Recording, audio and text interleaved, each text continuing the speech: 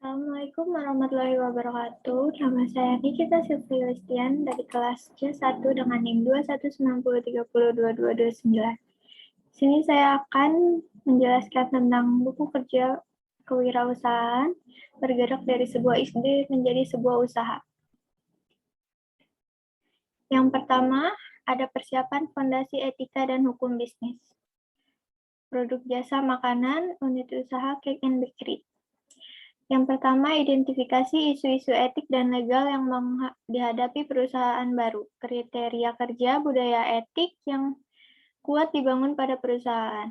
Hasil rekaman, membangun budaya etik dapat mencakupi lead by example, mengembangkan kode of product, menerapkan program pelatihan etik, budaya etik yang kuat dapat mencakupi akses modal yang baik, reputasi merek yang baik, meningkatkan komitmen karyawan, meningkatkan loyalitas pelanggan, menurunkan kerentanan, menghindari potensi saksi.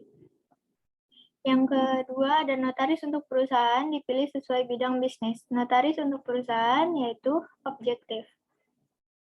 Perjanjian para founder disiapkan sebagai kesepakatan pendiri. Perjanjian para founder dapat dicakupi identitas dan usulan titles para pendiri, bentuk hukum kepemilikan bisnis, identifikasi setiap kekayaan intelektual yang masuk ke bisnis, dan deskripsi modal operasi awal klausa buyback.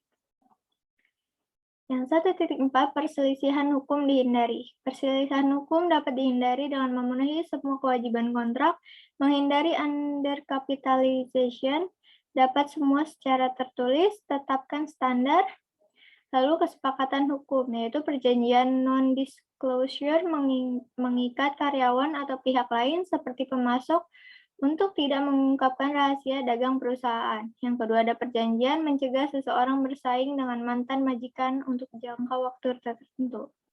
Yang kedua, ada memilih bentuk organisasi. 2.1, bentuk organisasi bisnis diidentifikasi. Bentuk organisasi dapat mencakupi partnership. 2.2, isu dipertimbangkan dalam memilih bentuk hukum kepemilikan bisnis, yaitu jumlah dan jenis investor yang terlibat, pertimbangan pajak, lalu ada transferabilitas bisnis di masa depan. Yang ketiga, mendapatkan lisensi dan izin usaha. 3.1, persyaratan izin usaha dipenuhi.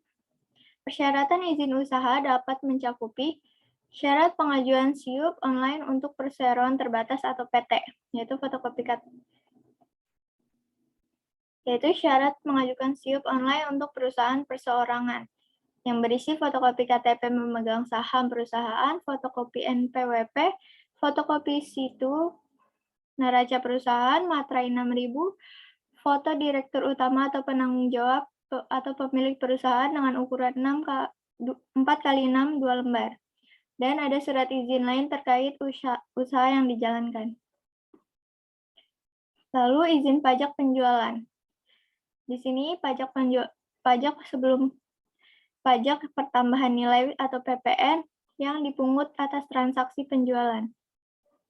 Lalu ada izin dan izin kerja profesional dan pekerjaan didapat.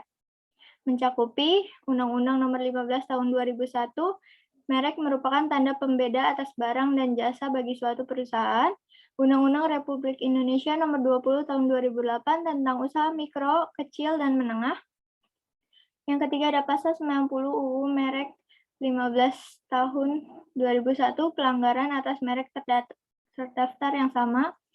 Pasal 91 tahun 2001 pelanggaran atas merek terdaftar. Lalu ada UU PK pada pasal 8 ayat 1, UU 18 tahun 2012 tentang pangan.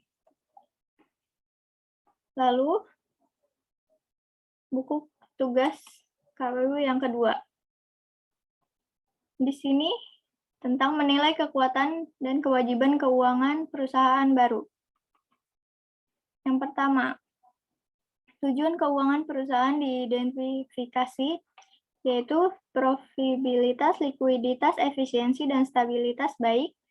Lalu yang 1.2, proses pengelolaan keuangan diidentifikasi, preparasi laporan itu baik, preparasi perakiraan keuangan baik, preparasi pro forma laporan keuangan sedang, Analisa berjalan dari hasil keuangan baik. Laporan historik keuangan diidentifikasi laporan keuangan baik. Lalu ada prakira keuangan diidentifikasi. Perkira penjualan untuk perusahaan yang ada didasarkan pada 1.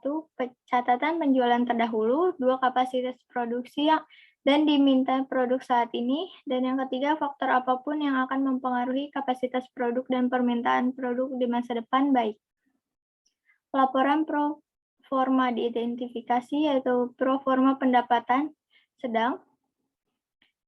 Lalu yang 2.2, rasio analisis diidentifikasi, yaitu efisiensi operasional, yaitu baik. Rekomendasinya, nilai kekuatan dan kewajiban keuangan rata-rata baik, sehingga bisa dilanjut ke tahap analisis berikutnya. Lalu kita akan masuk ke buku kerja yang ketiga, tentang mengembangkan dan mengelola tim usaha baru. Yang pertama, rencana staffing. Kategori okupansi diidentifikasi sesuai dengan persyaratan bisnis dan diuraikan dalam rencana bisnis. 1.2, tanggung jawab okupansi. 1.3, tugas okupansi. 1.4, persyaratan okupansi. 1.5, kebutuhan pelatihan okupansi. 1.6, jumlah tenaga kerja. 1.7, perkiraan mulai bekerja. 1.8, full-time equivalent. 1.9, perkiraan durasi kontrak. 2.1, rekrutmen, pelantikan, pelatihan, dan pertahankan tim. 2.1, rencana seleksi. Rencana seleksi mengiklankan lowongan untuk kebutuhan staf, lalu jadwalkan wawancara dan beritahu orang yang relevan tentang waktu, tanggal, dan tempat. 2.2, proses seleksi. Proses wawancara dan nilai kandidat, diskusi penilaian dengan anggota panel seleksi lainnya, menyiapkan laporan seleksi dan membuat rekomendasi pada personel senior untuk menunjukkan dan melengkapi dokumentasi yang diperlukan sesuai dengan prosedur organisasi dengan memperhatikan kerahasiaan dan persyaratan privasi. 2.3, internalisasi atau induk anggota tim, yaitu menyediakan kandidat yang berhasil dengan kontrak kerja dan dokumentasi lainnya. Yang kedua, memberitahu manajer dan staf tentang tanggal mulai kandidat dan membuat peraturan administrasi yang diperlukan untuk pembayaran dan pencatatan karyawan. 3. Memenuhi kewajiban hubungan industrial. 3.1, hak dan kewajiban di tempat kerja dari pemberi kerja dan karyawan. Hak mencakupi hak memperoleh upah, hak mendapat kesempatan dan perlakuan yang sama, hak mendapatkan pelatihan kerja, hak penempatan tenaga kerja, hak memiliki waktu kerja yang sesuai, hak mendapatkan kesehatan dan keselamatan kerja, hak mendapatkan kesejahteraan, hak untuk ikut serta dalam serikat pekerjaan atau buruh, hak cuti, hak khusus karyawan perempuan, kewajiban ketaatan, kewajiban konfidensialitas, kewajiban loyalitas. 3.2, prinsip hubungan industrial. Mencakupi kemitraan yang saling menguntungkan, pekerja atau buruh dan pengusaha sebagai mitra yang saling tergantung dan membutuhkan. Lalu, penciptaan ketenaga kerja berusaha dan ketentraman bekerja. 4. Mengelola staf.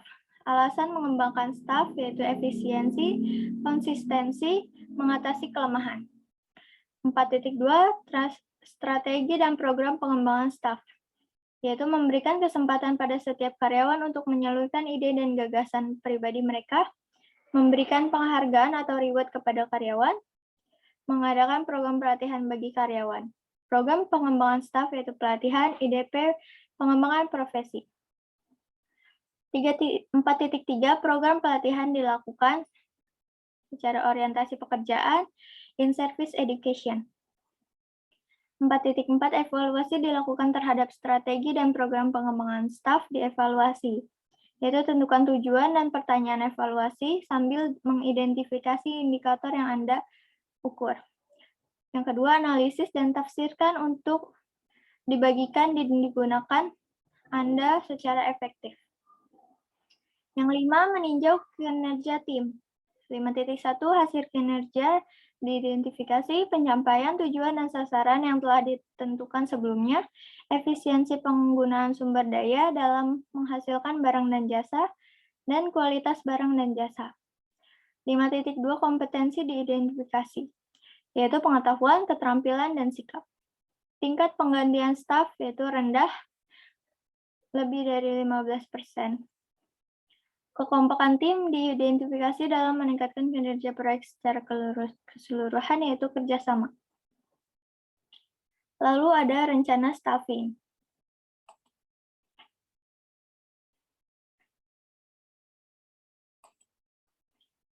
Di sini kategorinya ada tanggung jawab. Manajer bertanggung jawab meningkatkan kinerja organisasi dan mengelola potensi risiko agar bisa ditekan dan tidak terjadi. Tugasnya memastikan pengelolaan dan pengendalian proses produksi serta distribusi dilakukan secara berkualitas, efektif, dan efisien, serta memenuhi ketentuan dan standar. Persyaratannya memiliki integritas dan jujur, tepat waktu atau disiplin dan teliti, pandai membangun motivasi, memiliki kemampuan berkomunikasi dan analisis, memiliki personal yang baik. Kebutuhan pelatihannya 1 tahun, jumlah tenaga kerja 1, perkiraan mulai bekerja 5 hari setelah orientasi, full-time equivalent, yaitu 8 jam, perkiraan durasi kontrak 3 tahun. Baker atau pastry chef membuat kreasi bertanggung jawab, membuat berbagai jenis kue, hidangan, penutup, pencipta kreasi menu baru. Tugasnya menyediakan berbagai cake, dessert, snack, ice cream, aneka roti, dan lainnya. Persyaratan tepat waktu, pengalaman minimal 1 tahun, kreatif mampu membuat beraneka cake, kebutuhan pelatihan 1 tahun, jumlah tenaga kerja 3, perkiraan mulai bekerja 2 hari setelah orientasi, FET yaitu 8 jam, perkiraan durasi kontrak 3 tahun. Selanjutnya ada waitress. Tanggung jawabnya memeriksa stok makanan, menangani apabila ada keluhan, memastikan kebersihan area. Tugasnya melayani pengunjung, mengambil dan menyajikan pesanan pengunjung. Persyaratan tepat waktu, good attitude, sopan, jujur, ramah, dan bertanggung jawab. Kebutuhan pelatihan 3 bulan, jumlah tenaga kerja 3, perkiraan mulai bekerja 3 hari setelah orientasi. FTA yaitu 8 jam, perkiraan durasi kontrak 3 tahun. Kasir, tanggung jawabnya melayani pembayaran pengunjung. Tugasnya melakukan pencatatan semua transaksi, membantu pengunjung dalam memberikan informasi mengenai produk, melakukan pengemasan atas pembelian pengunjung. Persyaratannya teliti, tepat waktu, menguasai Microsoft Office, pengalaman minimal 1 tahun, jujur, dan bertanggung jawab. Kebutuhan pelatihan 3 bulan, jumlah tenaga kerja 3, perkiraan mulai bekerja 2 hari setelah orientasi, FTA yaitu 8 jam, dan perkiraan durasi kontrak 3 tahun. Sekian dari presentasi saya, kurang lebihnya mohon maaf. Wassalamualaikum warahmatullahi wabarakatuh.